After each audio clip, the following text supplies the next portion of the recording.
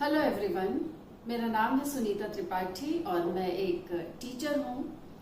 मेरे विद्यार्थियों और उनके पालकों के मन में नई शिक्षा नीति को लेके बहुत सी जिज्ञासाएं हैं कि इस शिक्षा नीति का असर हमारे बच्चों पर क्या होगा। तो इस वीडियो के माध्यम से मैं उनकी जिज्ञासाओं को शांत करने का प्रयास करूंगी।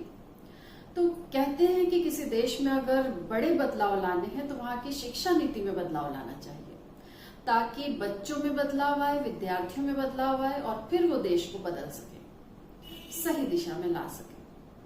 तो 29 जुलाई 2020 का दिन भारतीय इतिहास में स्वर्ण अक्षरों से लिखा जाएगा, क्योंकि इस दिन दो महत्वपूर्ण बातें हुई। पहला तो देश को रफाल मिले, जिससे वायुसेना मजबूत हुई, और दूसरा देश में नई शिक्षा नीति लागू हुई, जिससे देश का भविष्य सुदृढ़ होगा, ये आशा है मुझे। तो देश को, भारत को ज्ञान के क्षेत्र में सुपर पावर बनाने के लिए और शिक्षा की गुणवत्ता को बढ़ाने के लिए 34 साल के बाद नई शिक्षा नीति को देश में लागू किया गया है। तो इसके जो मुख्य पॉइंट हैं, प्रमुख बिंदु हैं, उन पे हम चर्चा करेंगे। सबसे पहली बात जो है वो ये जो शिक्षा से संबंधित जो मंत्रालय है, जिसका नाम वर्तमान में है मानव संसाधन विकास मंत्रालय, इसका नाम बदलकर अब शिक्षा मंत्रालय कर दिया गया है, और जो इसके मंत्री हैं उनका नाम अब शिक्षा मंत्री होगा। तो लोग कहते हैं कि नाम में क्या रखा, लेकिन मेरा मानना है कि नाम से बहुत असर होता है, इसलिए मैंने इस पॉइंट को सबसे पहले बताया है। दूसरा जो पॉइंट है वो ये कि अब तक जो 10+2 का सिस्टम लागू था, अब उसे पूरी तरह खत्म कर दिया गया है। अब जो सिस्टम लागू हुआ है वो है 5+3+3+4 का सिस्टम। मतलब पहले बच्चे 10th तक सारे सब्जेक्ट पढ़ा करते थे और उसके बाद 11th में आके वो कोई एक स्ट्रीम चुनते थे अपने लिए, लेकिन अब ऐसा नहीं है। अब स्ट्रीम सिस्टम पूरी तरह से खत्म कर दिया गया है एंड 5+3+3+4 सिस्टम लागू है। तो ये है, इसको हम समझ लेते हैं कि ये क्या है। तो जो शुरू के जो पहले जो 5 साल हैं उसे फाउंडेशन स्टेज कहा गया है, और इसमें बच्चा प्री प्राइमरी की क्लासेस पढ़ेगा। 3 क्लासेस, जैसे पहले होता था ना नर्सरी, KG1, KG2, वैसे ही प्री प्राइमरी के 3 साल, और फिर चौथा साल उसका होगा क्लास 1 और 5वां साल होगा क्लास 2। मतलब फाउंडेशन स्टेज के बाद जब वो आगे बढ़ेगा तो वो क्लास 3 में जाएगा। तो ये वाली जो स्टेज है वो 3 साल के बच्चों से लेके 8 साल के बच्चों के लिए है, और इसके लिए नया सिलेबस तैयार किया जाएगा। टीचर्स को ट्रेंड किया जाएगा कि किस तरह से पढ़ाया जाए, क्योंकि फोकस इस बात पर रखा जाएगा कि बच्चों को खेल कूद के जरिए उन्हें पढ़ाया जाए। मतलब किताबों का बोझ उन पर से कम होगा, और स्कूल जाने के नाम से जो बच्चे हिचकते थे, रोया करते थे, अब शायद वो हंसते हुए स्कूल जाएंगे, क्योंकि खेलते कूदते हुए वो चीजों को सीखेंगे। अगले 3 साल जो बच्चा पढ़ेगा वो होगा क्लास 3, क्लास 4 एंड क्लास 5, और इस स्टेज को कहा गया है प्रिपरेटरी स्टेज। मतलब इसमें बच्चों को प्रिपेयर किया जाएगा, भविष्य के लिए उन्हें तैयार किया जाएगा, और उन्हें math, science, social science, humanities, ये सारे सब्जेक्ट पढ़ाए जाएंगे। इनके लिए सिलेबस तय होगा, उसके हिसाब से ये सब्जेक्ट्स उन्हें पढ़ाए जाएंगे। तो ये हो गया 5+3। अगला जो 3 है उसमें बच्चा पढ़ेगा क्लास 6, 7 और 8। इन 3 सालों को, इस स्टेज को कहा गया है मिडिल स्टेज, और इन 3 सालों में बच्चा के लिए जो पाठ्यक्रम तय रहेगा, सिलेबस तय रहेगा, वो उस सिलेबस के हिसाब से पढ़ेगा। और इसमें इस बात पे ध्यान दिया जाएगा कि बच्चे के ऊपर ज्यादा बोझ ना हो, किताबों का बोझ ना हो, पढ़ाई को लेके उसके अंदर इंटरेस्ट आए, स्किल डेवलप हो, इन सब चीजों का ध्यान रखा जाएगा। अगली जो स्टेज है जहां बच्चा क्लास 9, 10th, 11th, 12th पढ़ेगा, ये जो 4 साल वाली स्टेज है, +4 वाली स्टेज, इसको कहा गया है सेकेंडरी स्टेज। यहाँ पर बच्चे को, जैसे अभी हुआ करता था कि 11th में आके वो स्ट्रीम तय करता था, अब बच्चे को स्ट्रीम में नहीं जाना है। अब वो अपनी मनपसंद के किसी भी विषय को पढ़ सकता है। जैसे मान लीजिए किसी बच्चे को केमिस्ट्री तो अच्छा लगता है लेकिन उससे फिजिक्स नहीं बनता, फिजिक्स से वो डरता है। तो अभी के सिस्टम में क्या था 10+2 में कि अगर वो मैथ्स लेता है तो उसे मैथ्स, फिजिक्स, केमिस्ट्री तीनों पढ़ना ही है। अगर वो बायो लेता है तो उसे बायो, फिजिक्स और केमिस्ट्री तीनों पढ़ना ही है। उसे अगर इकोनॉमिक्स भी पसंद है बायो के साथ साथ तो वो नहीं पढ़ सकता, उसके लिए उसे कॉमर्स लेना पड़ेगा। तो कॉमर्स के सब्जेक्ट्स बिल्कुल अलग, साइंस के बिल्कुल अलग, आर्ट्स के बिल्कुल अलग थे। लेकिन अब ऐसा कुछ नहीं है, बहुत फ्लेक्सिबल हो गया है। अब अगर बच्चे को मान लीजिए केमिस्ट्री पढ़ना है, साथ साथ उसे पेंटिंग में भी इंटरेस्ट है, तो वो केमिस्ट्री के साथ साथ पेंटिंग भी एक सब्जेक्ट के तौर पे चुन सकता है।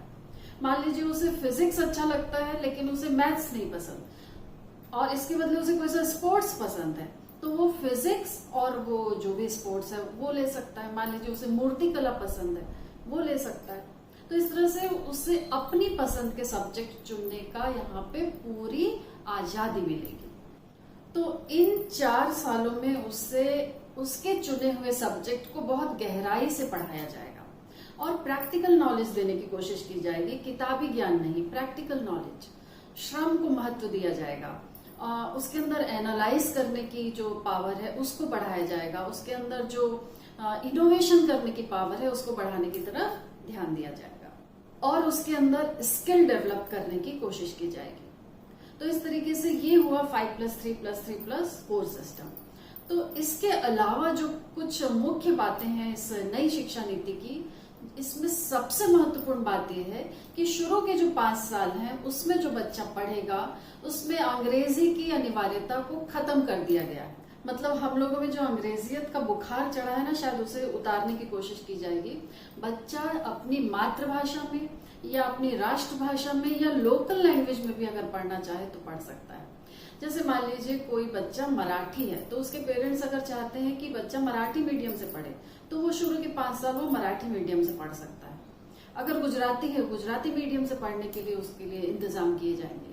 तो इस तरीके से मातृभाषा, राष्ट्रभाषा को बढ़ावा इस शिक्षा नीति में दिया जाएगा और इंग्लिश को सिर्फ एक सब्जेक्ट के तौर पे पढ़ाया जाएगा।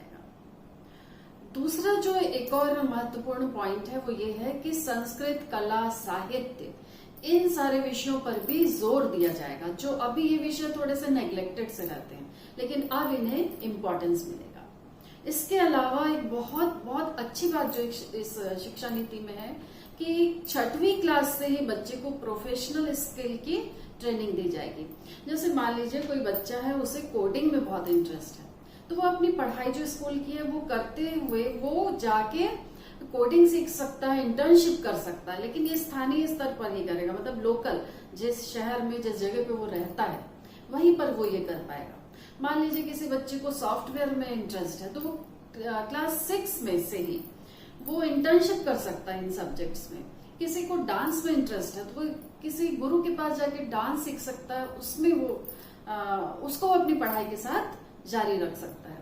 तो इस तरीके से बच्चों को बचपन से ही उन्हें उनके अंदर जिस भी चीज में उनकी, जिस क्षेत्र में उनकी रुचि है उसको बढ़ावा देने का प्रयास इस शिक्षा नीति में किया जा रहा है। इसके अलावा बहुत महत्वपूर्ण एक बात यह है कि 10वीं बोर्ड को अब पूरी तरह समाप्त कर दिया गया है। अब बोर्ड एग्जाम केवल 12th में होंगे और वो भी 9th से लेके 12th तक के जो एग्जाम्स होंगे वो सेमेस्टर में होंगे। मतलब 6 महीने में एक परीक्षा होगी, मतलब 1 साल में 2 सेमेस्टर। और जो रिजल्ट बनेगा वो इन दोनों सेमेस्टर की जो एग्जाम, जो मार्क्स होंगे उनके आधार पे होगा। तो अभी जो कोचिंग क्लास वाले बहुत हवा बना देते हैं बोर्ड एग्जाम को, अब बोर्ड एग्जाम को सरल किया जाएगा, उसके हव्वे को खत्म करने की कोशिश की जाएगी।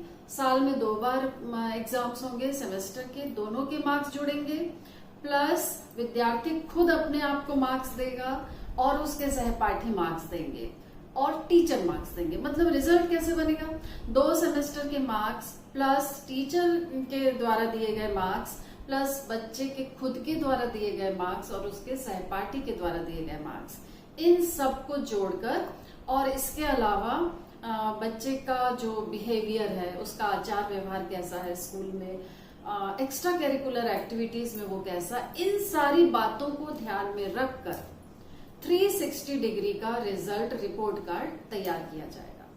तो अब जो बच्चे साल के आखिरी में 1-2 महीने पढ़ के और पास हो जाते थे, नंबर अच्छे ले आते थे, अब उन्हें साल भर पढ़ना पड़ेगा।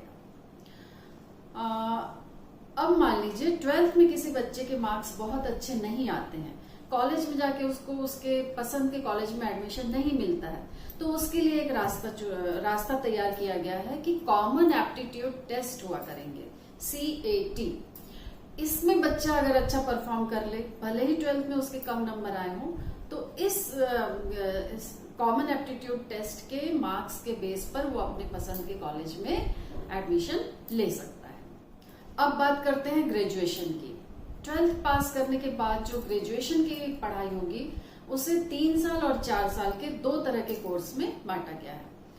और इसमें अगर मान लीजिए किसी कारण से कोई बच्चा 1 साल पढ़ के या 2 साल पढ़ के नहीं पढ़ पाता है, आगे वो अपनी पढ़ाई को जारी नहीं रख पाता है, तो अभी के सिस्टम में क्या है कि उसकी ये जो 1-2 साल की पढ़ाई है वो बेकार हो जाती है, किसी काम की नहीं है। लेकिन अब ऐसा नहीं होगा, उसकी पढ़ाई बर्बाद नहीं होगी, बेकार नहीं होगी। मान लो उसने 1 साल पढ़ने के बाद वो नहीं पढ़ पाता है तो उसे सर्टिफिकेट मिलेगा।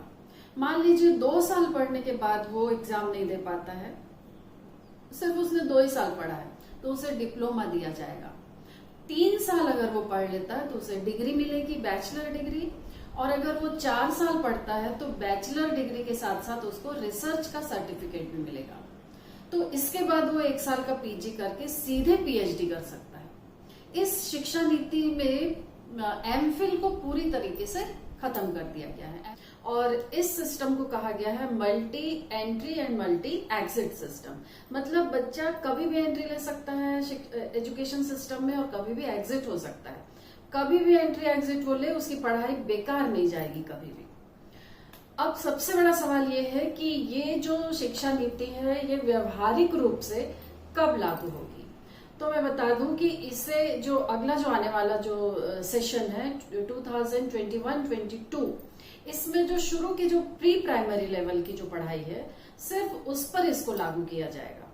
तो उसके बाद धीरे धीरे 2023-24 तक इसके 75% जो पॉइंट्स हैं उनको लागू किया जाएगा और 100% लागू करने में अभी थोड़ा सा समय और लगने वाला है। तो इस साल जो बच्चे 10th में हैं वो ये ना सोचे कि उन्हें बोर्ड एग्जाम नहीं देना है, या जो 12th में उन्हें वो ये ना सोचे कि उन्हें सेमेस्टर में एग्जाम देना है। अभी ये लोग जो हैं 9 से 12 तक के बच्चे और उसके पहले के भी जो बच्चे हैं उनके लिए अभी पढ़ाई जो है वो पुराने सिस्टम के हिसाब से ही चलेगी।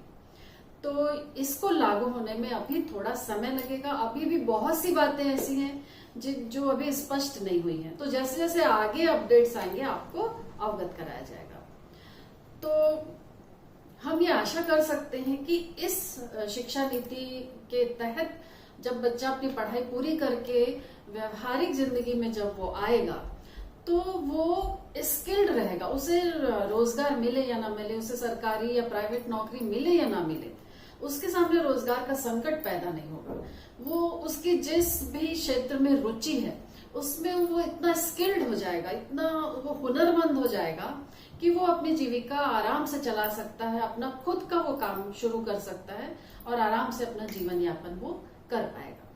तो इस आशा के साथ कि ये शिक्षा नीति हमारे बच्चों को एक बेहतर भविष्य देगी, इस वीडियो को मैं यहीं समाप्त करती हूँ। धन्यवाद।